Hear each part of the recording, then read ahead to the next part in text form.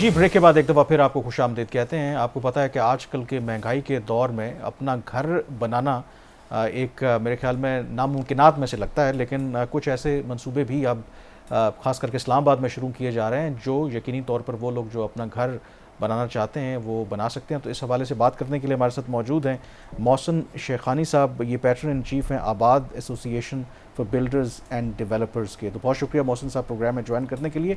सबसे पहले तो आप अपने प्रोजेक्ट के बारे में बताइए। बहुत ज़्यादा आजकल जो जिक्र हो रहा है कि काफ़ी एक आम जो लोग हैं उसे अफोर्ड कर सकते हैं, गिवन द फैक्ट कि इतनी महंगाई है, तो हाउ इट इज़ पॉसिबल कि आप इतने जो सस्ते घर लोगों को बना के देने का एक वादा कर रहे हैं। बहुत शुक्रिया आपका, थैंक यू। अच्छा, बेसिकली जो एसोसिएशन बिल्डर एंड डेवलपर से हम उसमें काम कर रहे थे लास्ट 10 सालों से अफोर्डेबल हाउसिंग के लिए। गवर्नमेंट से भी काफ़ी डिस्कशंस हो रही थी, कुछ कच्ची आबादियों पे काम कर रहे थे, कुछ स्लम्स पे काम कर रहे थे, लेकिन आउटपुट नहीं था। बेसिकली गवर्नमेंट के साथ अगर कोई चीज़ करने जाते हैं तो कोई लॉन्ग टर्म पॉलिसीज़ नहीं आती और चीज़ें ब्रेक हो जाती है तो सारी चीज़ें रुक जाती हैं। इसी तरह हम डिफरेंट गवर्नमेंट के साथ प्रोजेक्ट भी किए, लेकिन वही पॉलिटिकली जब चीज़ें चेंज होती थी तो रुक जाती थी। हमने खुद ही डिसाइड किया, मैंने एज अ पैटर्न चीफ आबाद भी थे और सबको 10 सालों से हम इस बातों पे कर रहे थे कि अफोर्डेबल हाउसिंग होनी चाहिए पाकिस्तान में। और अफोर्डेबल हाउसिंग वो होनी चाहिए जो एक आम आदमी उसको ले सके, उसको पेमेंट कर सके, उसकी इंस्टॉलमेंट्स दे सके और उसकी प्राइस ऐसी हो जो मिनिमम कहीं ना कहीं 30-35-36 लाख रुपए हो। तो इसी को डिज़ाइन करते हुए हमने इस्लामाबाद में एक लोकेशंस देखी, आपकी Mumtaz city and Gandhara city airport से जब निकलते हैं तो उसके साथ ही ये लोकेशन थी। और जब वो जगह देखी तो 5 स्टार होटल बन रहे थे वहाँ पे फार्म हाउसेस थे, वहाँ विलास बने हुए थे, वहाँ कमर्शियल एरिया था, schools and hospital and mosque. तो ऐसा फील हुआ कि ये अफोर्डेबल लोगों को एक हाई लोकेशन में जगह होनी चाहिए और उसी को वर्कआउट करते हुए तकरीबन हमने यहाँ पे डिज़ाइन किए। कुछ हमारी बात मुमताज़ सिटी और गंदारा सिटी वालों से उन्होंने लैंड प्रोवाइड की और फिर हमने अप्रूवल्स में डाला और इनिशियली ये प्रोजेक्ट हमने एक प्रेस कॉन्फ्रेंस में, ताकि लोगों को यकीन रहे कि हाँ ये अफोर्डेबिलिटी पॉसिबल है।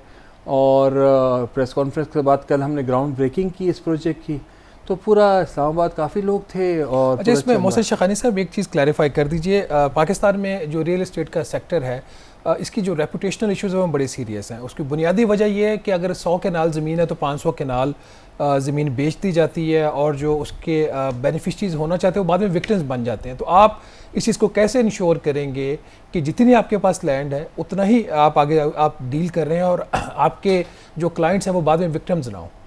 डेफिनेटली देखें, एक ट्रैक रिकॉर्ड है, एक चीज़ें हैं, एक आप 40 साल से काम करते आ रहे हैं। ये MS होम्स कंपनी इंटरनेशनल काम कर रही है, ऑलरेडी दुबई प्रोजेक्ट चल रहे हैं, UK में कुछ एक्टिविटीज़ है, कराची चल रही है, इस्लामाबाद में 96 में ये प्रोजेक्ट उन्होंने राबिया विलास के नाम से बनाया था जो डिलीवर किया। किसी भी चीज़ को लोगों को देखने की ज़रूरत होती है कि उसका प्रीवियस ट्रैक रिकॉर्ड क्या है, क्या उसने डिलीवर किया है, क्या उनके लोग उससे मुतमईन है, सबसे इम्पॉर्टेंट इस केस में जितनी आपके पास लैंड है आप उतनी ही आगे बुकिंग करेंगे, ये व्हाट्स द प्लान? नहीं, डेफिनेटली जितनी हमारे पास लैंड है उतनी बुकिंग करेंगे और अगर कोई डिमांड इसकी बढ़ती है तो मज़ीद लैंड लेंगे और उसके बाद इसके अप्रूवल्स के बाद चीज़ें। तो आपका प्रोजेक्ट ही अप्रूव्ड है? ऑफ कोर्स RDA से अप्रूव्ड है।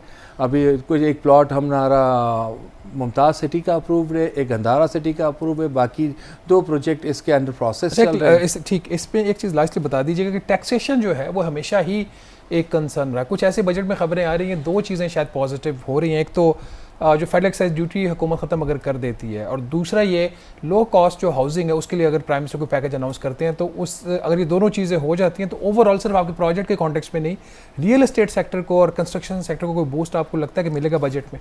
देखिए, डेफिनेटली जो हालात चल रहे हैं लास्ट 3 साल से रियल एस्टेट का आपने देखा बुरा हाल है, कोई एक्टिविटीज़ नहीं है। और जो टारगेट ऑफ कलेक्शन था, उन्होंने जब टैक्स बढ़ा दिए तो टारगेट ऑफ कलेक्शन 40% हो गया। जो 100 रुपीज़ थी उसकी जगह उन्होंने 40 रुपीज़ कलेक्ट किए। तो टैक्स बढ़ाने से कुछ नहीं, वो एक्टिविटीज़ रुक गई। तो हमने गवर्नमेंट को यही कहा कि जब तक आप लॉन्ग टर्म पॉलिसीज़ नहीं देंगे, ये टैक्सेस नहीं देंगे, ट्रांसफ़र ऑफ प्रॉपर्टी पे 13-14% कॉस्ट आ रही थी, तो लोगों ने पावर ऑफ अटॉर्नी पे लेना शुरू कर दिया। तो जब ये सारे कंसर्न हमने उनको बताए तो उन्होंने अभी FED के लिए, फेडरल एक्साइज ड्यूटी के लिए भी कहा हुआ है, गेन टैक्स के लिए भी कुछ बातें हो रही है और पहली प्रॉपर्टी लोग ले उसके लिए हम कह रहे हैं कि वो उससे पूछा ना जाए, इसलिए कि फर्स्ट प्रॉपर्टी जब लेगा तो वो खुद ही आपको रजिस्टर्ड होगा आपके अकाउंट में, FPR में और सारे महकमों में रजिस्टर्ड हो जाएगा, ताकि लोगों को ओवरसीज़ पाकिस्तानी को कहीं कहीं मौका मिले। और लास्ट आपको पता है बेसिकली डॉलर का जो अप एंड डाउन था, आपका इंटरेस्ट रेट 20-22% था, तो कोई भी दुनिया में काम नहीं होते ना, सारे काम रुक गए, इंडस्ट्री रुक जाती है पूरी।